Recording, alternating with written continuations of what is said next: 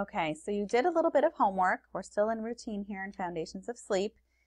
And in Right Sleep Window, you learned a little bit about catching your baby at that ideal time so he doesn't get too overtired. Use the different documents that came with here to try to figure that out. Use the sample routines, use the activity log, everything that you find in there to figure that out. But what we're going to get to now is rituals, getting ready for bed. Once you've figured out when the right sleep window is, what a possible ideal routine is for your baby, how we're going to start implementing that. And that begins with getting ready for bed and getting ready for nap time in general.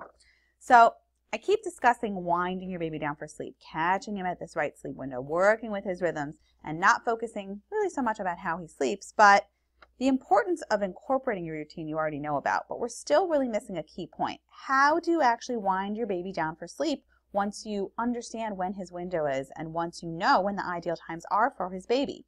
So once your baby approaches his right sleep window, perfect for his body, and he's ready for sleep, there's a few ideas that are going to help him transition into this calmer state that you can do to help him. And I like to call these sleep rituals, what you actually do to help preempt sleep before even introducing sleep times. It's as simple as just really incorporating a routine and a proper wind down routine for your baby. Now, the first trick to doing this is what I call the 15-minute trick, okay? The ideal time is to do this 10 to 15 minutes before you're even reaching the right sleep window, before the ultimate time you want your baby sleeping. Because the closer you get to his right sleep window, the more dangerous territory you start to enter, and this window is really sensitive. You want to make sure you don't miss it. So if your goal is to have your baby asleep, let's say by 9 a.m., then 8:45, 8:50, before you reach this window, start getting your baby into a less stimulated atmosphere to encourage relaxation.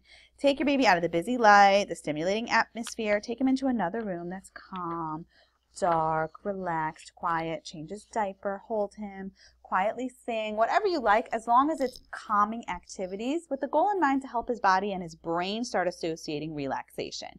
Doing this will help your baby transition into relaxation before crankiness even sets in. So, first start this wind down process about 15 minutes before the right sleep window. And you do this for naps, you do this for bedtime, anytime you're incorporating sleep times. He needs to really be wound down properly to acclimate properly for sleep. Now, the bedtime ritual itself might differ a little bit because you don't want it to be a whole hour-long process, but around 10-15 minutes for bedtime, around 10-15 minutes for naps, that's fine. So try to keep all nap time and bedtime rituals within the same framework and structure so your baby gets accustomed with certain habits before sleep. You want to make sure he gets that same mainstream message. And the purpose of this is really just to ensure that you don't miss the right sleep window and help your baby's body with his natural rhythms by also you putting him in an opportune sleep place, okay? And all of us do this. We all need downtime. We have our own rituals we do before we go to sleep. We put on pajamas, we brush our teeth. And aside from these activities, obviously being things we need to do, our brains do make associations and follow certain cues to know that sleep is coming. None of us would go on a 5-mile run like this lady here and jump into our beds expecting to go to sleep right away. All right, we need a little bit of transitional time to get from point A to point B. Our babies are the same. They need preempted time to relax before sleep. We need time to get that process going to be able to properly sleep. Now, a critical factor to keep in mind is parents will contact me and say, well, Batya, I tried catching my baby at his right sleep window around that 2-3 hour mark when he was clearly tired, but he was just fighting it. He wouldn't go down. Okay, very valid point.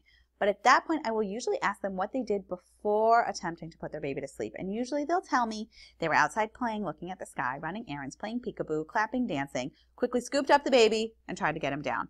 And this is where things go wrong. Yeah, some babies can transition easily to different environments, but most need time to relax and calm down before sleep. They have a very difficult time going from fun peekaboo with mommy to a sudden quiet, dark room with expectations for sleep. So realize that although your baby can sleep at this right sleep window, how you introduce sleep is really important to help him calm down. So let's talk about some calm activities that you can incorporate and encourage sleep, okay? Try to do baby massage. Try to take your baby into a dark room. Try to have it be less noisy. Try to kind of minimize all outside stimulation as much as possible because everything that you do is going to help baby wind down for sleep. Now, just to illustrate this point, I used to live in a small apartment where the living room and dining room were kind of one room. So in the living room area, we had some lamps near the couches, and in the dining room, there was a large, like, chandelier type of thing that was much brighter. And every night, about 10 minutes or so before I even started bedtime, my kids were a lot littler, but I used to turn off the chandelier. Just felt like it kind of set the tone for calmness, created a more relaxing ambiance. I never said anything to my kids. I never said, sleep is coming, we're going down. But one night I remember my 6-year-old, after I turned the light off, my 6-year-old said to me, wow, Mommy, it's bedtime soon? And this small comment from my child just really demonstrated for me how clearly they knew that sleep was coming, even though I never mentioned it. My son clearly made an association with a dimmer room, Mommy turning off the lights, with bedtime. So it's really important because they subconsciously associated sleep is coming. And that's what I want to happen for your babies. I want them to understand it's darker, it's quieter, it's less noisy, it's less stimulating, it's calmer, and already get their bodies in gear to know that sleep is coming. So your baby's eyes might not magically droop when you're doing this wind down process, but he's still going to get the message. And the more you repeat this, the more he's going to internalize it. So let's do an activity, okay? What kinds of pre-sleep rituals do you already have in place? And what other ideas can you incorporate? Doing this is going to help your baby because he's going to learn these sequence of events, going to learn these different ideas that are incorporated, and going to learn that sleep is coming so his body can relax. So let's just kind of talk about this for a few minutes. I want to tell you a little story, okay? When my daughter was 2 years old, we had a really solid routine set up before she went to sleep. We'd go into her room, we'd turn off the lights, close the shades, she'd put her head on my shoulder, sing her a quick lullaby, and she'd go to sleep. But if I had a little more time, I would sing a little longer, but the whole process really never took longer than a few minutes. And we did this every single time before she took a nap, every single time before bedtime. She knew when we turned off the lights and I closed the shades, bedtime was coming without question. She didn't think we were eating lunch or going to the park or playing with siblings because she knew that this is when sleep was coming.